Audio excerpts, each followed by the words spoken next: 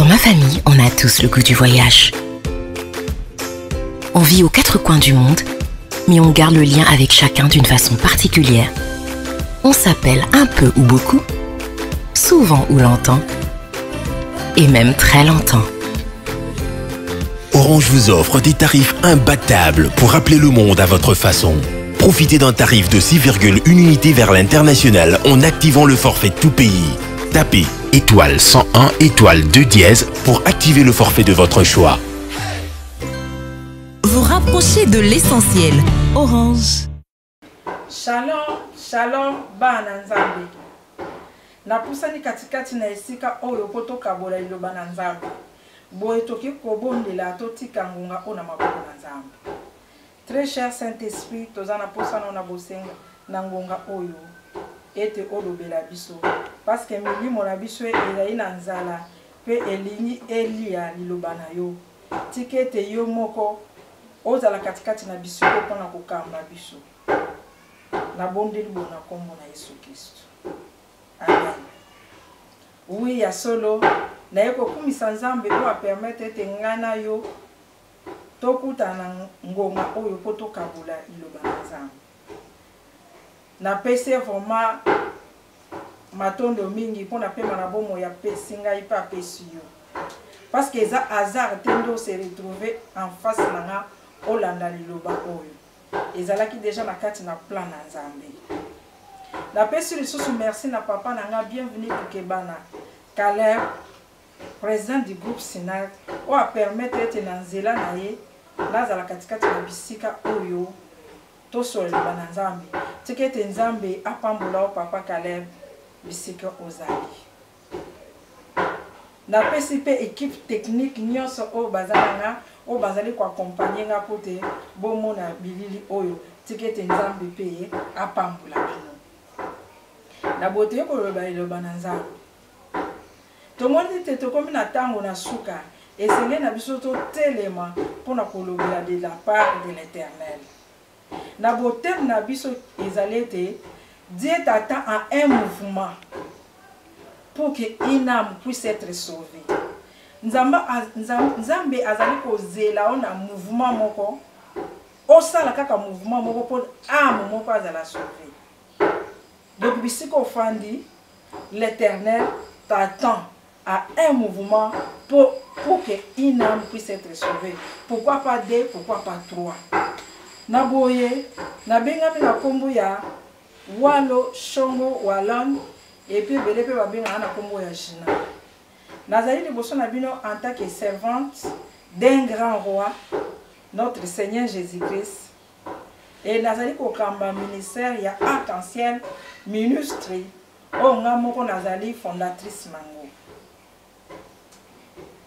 Et nazali pe actrice ya groupe Sinak et sika wapi papa Caleb azali présent kuna babenga nga Jeanne. Mais awa naza en tant que Walon Shongo. Merci pour la compréhension na bino. Thème na biso ya mokolo na lelo ezali ete Dieu t'attend à un mouvement pour qu'une âme puisse être sauvée. L'Éternel Dieu Tout-Puissant t'attend à un mouvement pour qu'une âme puisse être sauvée. Il nous attend, il t'attend. Donc Nzambe azali kozela biso na mouvement moko pote âme moko azala sauver. Bisika nyonso ozali ko se retrouver. Eza na auditoire. Ozala na musala na ba collègue na yo. Nzambe aza kozela osala mouvement moko pote âme n'infusque moko azala sauver. Pourquoi pas deux? Pourquoi pas trois? Pourquoi pas multitude? Donc Nzambe azo senga na yo, azo senga ngai na yo, to sala mouvement moko pote to lobela de sa part. Ezala oza mama, ozala oza papa, oza disciple na kati na ndako na yo. Esengeli ola kisabana na yo, liloba na Nzambe, bayeba Nzambe bayamba Yesu loka mokonzi po mobikisi. Ezala oza patron, na batu na misala oza na obligation ya kolakisa batu Yesu. Ça signifie que esika nyonso to biso to se retrouvaka. Ezala na weze esika to tekaka, tozaka kana moyen moko ya ko communiquer parole de Dieu. Na boye mouvement on toko ko communiquer on ndengeni c'est en évangélisant la parole de Dieu. Pour évangéliser le bananza meni ko loba côté ya ko zama komi ou ekomami na buku santo côté ya on. Alors pour la côté ya makomi oyo au profit ya bandeko o bazali en face na biso esengeli biso moko to tambola na ndenge liloba na Nzambe ezali ko senga biso. Et puis esengeli biso tolinga liloba na Nzambe tolinga Nzambe. Wana tozali kotana na kati na Matthieu 10:37 esengeli biso tolinga Nzambe plus que toute autre chose. Po Bible lobi ke oya kolinga mwana na ye, oya kolinga mwasi na ye, oya kolinga moboti na ye, kolekanga n'est pas digne de moi. Esengeli na biso tolinga nanu Yesu Masiya et puis tokoyeba kolobela pona ye. Pona ye okolobela pona muto yo lingaka ete. Il faut commencer par aimer l'Éternel, aimer Jésus, koyamba lokwa mokonzi mobikisi na boye ndet bolingone kopesa biso kosa to partager. Endenge nini yo oko partager liloba na Nzambe soki yo mo oza kochango en profiter. Esengeli to linga liloba na Nzambe to tambola ndenge yango elingaki elingi po to chango na profit ya bandeko. Esengeli na bomo na biso to leka na kotia Jésus na première position. To linga ye na motema moko. Toza na identité moko o ezali positif, meilleur, pe bonne. Pour ce que na identité moko o ezali négative, okolobela ndenge nini pona Jésus-Christ.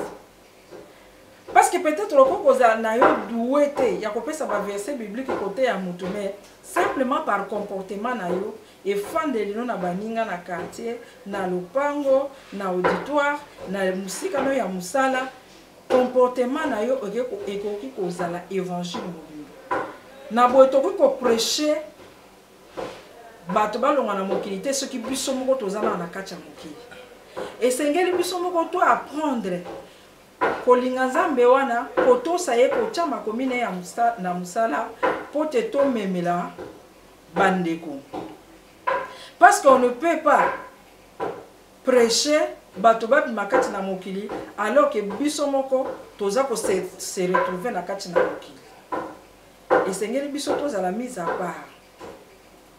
Bakuta biso te parce que koki jamais kolongole loko o eza na biso moninga soki ya yo nani olongoli te. Yango zo senga biso ba chrétien toza la moderne. Moderne na biso egoza la mateya. Il y a peut-être au fond de Bible te pour na koloba verset moko me comportement na okaka moko. Mobile no na kati na ndako abi moi sinanga na moni a changer. Okendaka wapi osambelaka wapi. Comportement kaka yo ko poser peut-être na musala mutu olinga tu na asambelaka wapi. Parce que lelo ba chrétien tozo yeba na te na ba pagan. Makamunyo surtout ba pagan bazo sala chrétien azo sala. Alors il faut tous une identité moko positive. Il faut tous une identité moko meilleure. Il y a coupé ça tous à la bamouinda tous à l'exemplaire pour te même bateau katikati na Jésus. Et na boye pour nous même na bateau pe parole en ouais Seigneur tous à na connaissance. Tous à la vie moko ya méditation ya parole de Dieu. Tozo mona ke mingi na banda na biso ba Bible na biso ezu ba poussière na ba rayon ya ba bibliothèque na biso totanga lisusu loba na Nzambe te. Tokomaka na ba téléphone na biso na ba réseaux sociaux ba WhatsApp, Viber, tout ça boyebi wana toza ko tiate à tout moment mais loba na Nzambe tozo tanga ngote. Quand bien même quand na ba téléphone na biso Bible eza mais côté wana tokota kati. Alors, esengeli tous en la vie ya méditation ya liloba na Nzambe parce que na liloba na Nzambe nde bisoko wapi tozo kende koyeba nani Nzambe pe azo senga biso nini pe na yebisa ndeko nanga oyo naza na posa ye ayeba Nzambe na koyebisa ye nini. Esengeli na biso to linga liloba na Nzambe plus autre chose. On ne peut pas mettre en pratique quelque chose ou bien un programme que tu ignores. Et Seigneur oyeba eloko ozo sana. kotia en marche programme oyo yebi liloba na nzambe esengeli toyokola ngo esengeli toyoka posa ya nzambe tozala na posa ya nzambe na bongo na biso pati posa wana ndie kosinga biso tokommunike mpe epa bandeko na biso mosusu tokotala na bible na 2 Chroniques 12-14 tokomona ke nani mwasi moko abandaki kolinga nzambe te azalaki mama ya roi Roboam Aman la monite. Il fit le mal parce que il n'a pas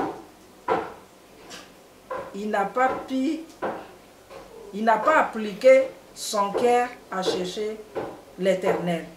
Tant on a appliqué mon thème c'est un péché. Parce que ça a des Chroniques 12-14. Et c'est que mon thème na biso eye bakoluka nzambe. Tant mon thème na biso ko yeba koluka nzambe to ko s'approcher na nzambe to ko linga maloba na ye pe to ko communiquer na baninga mususu. Parce que sengeli na biso to yeba ke tango etikali muke et sengeli na biso to za la vigilante parce que Yesu alinga zonga. Yesu alinga zonga ndiko na ngai. Est-ce que vous allez prêt? Est-ce que ce qui Yesu azongi lelo son nous kozala nini? Point d'interrogation na motema no, point d'interrogation na motema na. Parce que na kati na Matthieu 24 36 à 37 balobi na biso to za la vigilante parce que koya na Yesu elimi kozonga. Toyebi ngonga te, toyebi RT. Même ange ayebi date o Yesu akoya te. Et sengeli biso to za la prêt pona koluka nzambe wana. Toza la prêt pona koluka nzambe wana. To latisama na bolingo oyo ndeko na biso Noé azalaki nango. Pote Noé ayokaki etinda kowuta na nzambe pe a exécutaki yango. Ati yango kati na misala, atongi bwatu, abeleli. Soki ngana otokomi na fardeau wana. Bien sûr, tant on Noé abandai koganga, ezaki na batu musupe babando mona neti aocha bango makelele. Ndeko nanga, tika ete okoma pe makelele pona batu mususu. Kolemba te na pelle o nzambe aza kobenga yo, pote o mema ndeko aza de gauche à droite, ayamba Yesu ayeba nzambe. To latisama na fardeau wana. Parce que kala mingi te tango delige yaki ba oyo bakota kite batikalaki. Bokonzi na nzambe liko ya pembeni. Toza na obligation ya ko depeupler royaume ya Satan pe ko peupler royaume na nzambe. Bisika nyoso to esengeli na biso ko lokozala esengeli to lobela lisolo ya notre Jésus-Christ. Kolakisa batu nani nde Yesu pe bayamba Yesu. Ponde konanga isiko ofandi ata osalela ka batu bolamu. Ata opesa ka badona ba ofelina. Mais soki nano yambi Seigneur Jésus-Christ comme Seigneur pe sauveur ya bomo ina ote okene lola te. Il faut ko yamba enan loko la Seigneur et sauveur. Ko benga ya kota na bomo ina yo. Wana nde yo komona nzambe. Okoza no kabela ka batu. Ozalaka bien na batu, obundaka te, otongaka te. Mais kati na yo, oyamba Yesu lokola mokonzi pe mobikisi te. Na kati na Apocalypse 3:20, Bible ezoloba ke me voici je me tiens à la porte. Celui qui attend ma voix ouvre et j'entrerai chez lui. Je soupirai avec lui. Apocalypse 3:20. Et Seigneur no mukona lelo oyeba koyamba Yesu lokola mokonzi pe mobikisi na. Parce que le temps de la fin approche. Toza na obligation ya ko peupler royaume na nzambe, ko depeupler a diable pour na côté évangile. Ba vendeur ambulant bayoka ka soni te na ba produit na bango. Okomona bango na samo na ba logo na bango, ya ba société na bango, bazoteka ba sim na bango, bazoteka ba produit na bango, omona zo belela na nzela na samo. Mais kaka biso ba chrétien nde toyoka ka soni pour parler de Jésus. Ozomona ke soki na temi na nzela na parler de Jésus, omona neti elia yo. Pour le bela pona Jésus même na bis esiko okotaka o kokate mais ba vendre en bilan na ba bénéfice na bango mike bazwaka ba o kaka sonité ko parler pona tina ya ba produit na bango yango na ko benga o ndeko na ngai bisika ozali o s'approcher kotika la te inactif bisika ozali parce que yeso alingi kozonga esenge na biso to te ya liloba na Nzambe esenge na biso to lobela liloba na Nzambe esenge na biso to chango na misala to vivre na kati na vie à repentance parce que c'est sans laquelle personne ne verra Dieu.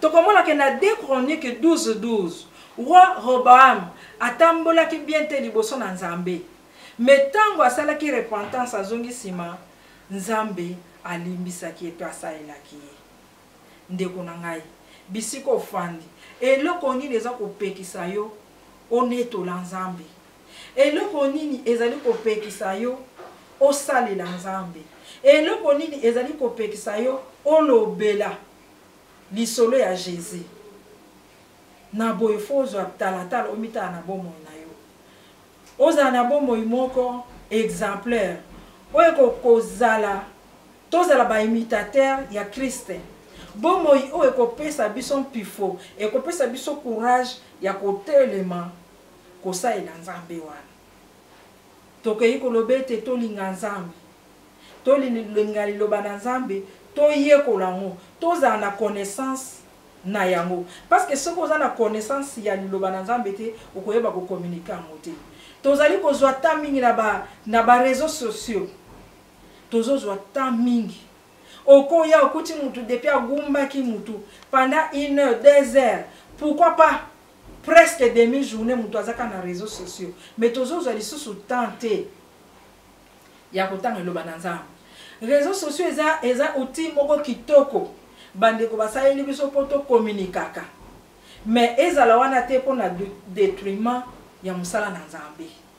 Par contre il faut compléter parce que ngande ko na bino nengo zo landanga na oloba sikoyo eza par réseaux sociaux ozomona ke to utiliser ngo na ndenge moko positif et to boite to kota na ba WhatsApp Viber tout consort au bino nyoso to boyebi mais tout ça là nyoso to avec calcul parce que chaque chose a son temps.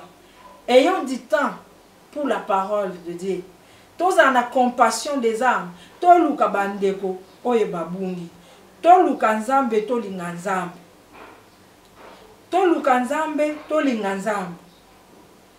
Parce que na yende to kozwa force, na yende to kozwa connaissance ya kokende vers baninga. Changer position na yo fandeli na kiti. Changer position na ofandeli na bureau, changer position na ofandeli na quartier, bisiko ozalaka sala mouvement. Mouvement eko permettre au sauver de quoi cause de gauche à droite. Tozo mona ke même na kati na piscine ya Bethesda. Et sengela ki ange aya. Etango ange azoya mutu aliboso o akomi bwaka na mai yenda kobika. E bando senga ka mouvement. Ndeko sala mouvement. Bisiko ozali sala mouvement nazo sengo sala mouvement moko mouvement nazo sengo za mouvement ya évangélisation mouvement nazo sengo za ya koyebisa mutu moko ete Yesu alingi yebisa mutu moko ete Yesu alingi koya yebisa mutu moko ete Yesu azana posa na yo zala exemplaire zala na identité moko correcte o ekotinda yo hôtel liloba na Nzambe. Mon frère, ma sœur, dépeuplons le royaume du diable pour peupler le royaume de Dieu, notre éternel.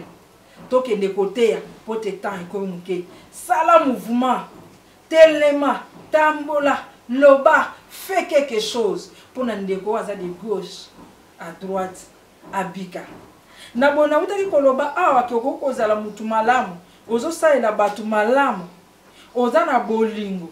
Mais ce qui oyambi Yesu loka mokonzi pe mobikisite okomona lola te na yebite bisuko fandi ndeko ce qui oza conscient na motema na yo ete malero ozaka no malamu sa elaka batu bien opesaka badona ba ofeina osalisaka mena no yambi Yesu loka mokonzi pe mobikisite na sengi bisuko ozali okamus osambela na ngelo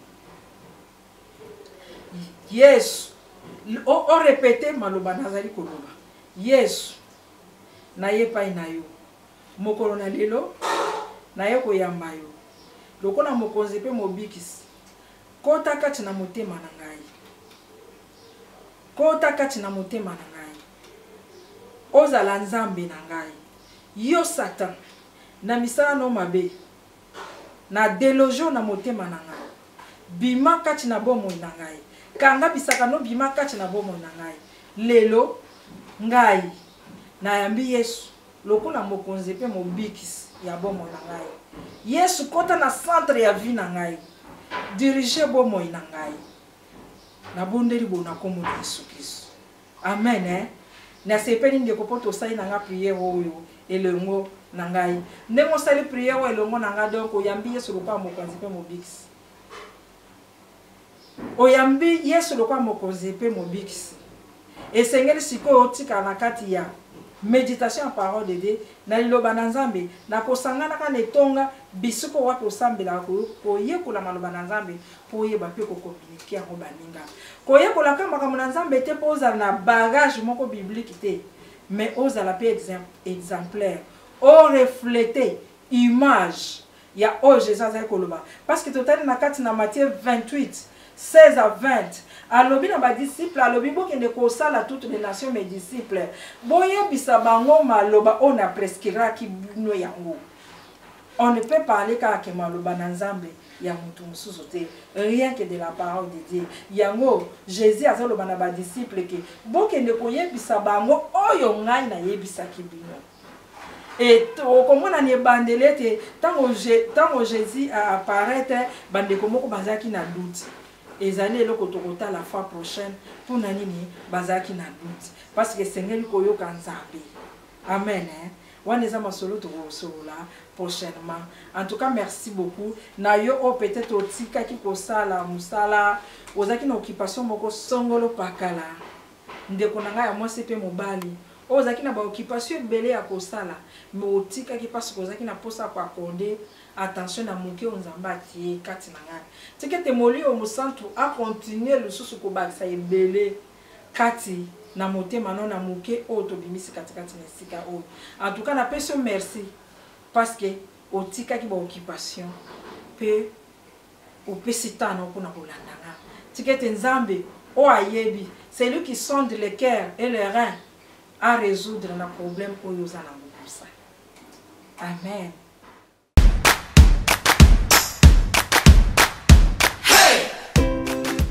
Dans ma famille, on a tous le goût du voyage. On vit aux quatre coins du monde, mais on garde le lien avec chacun d'une façon particulière. On s'appelle un peu ou beaucoup, souvent ou longtemps, et même très longtemps.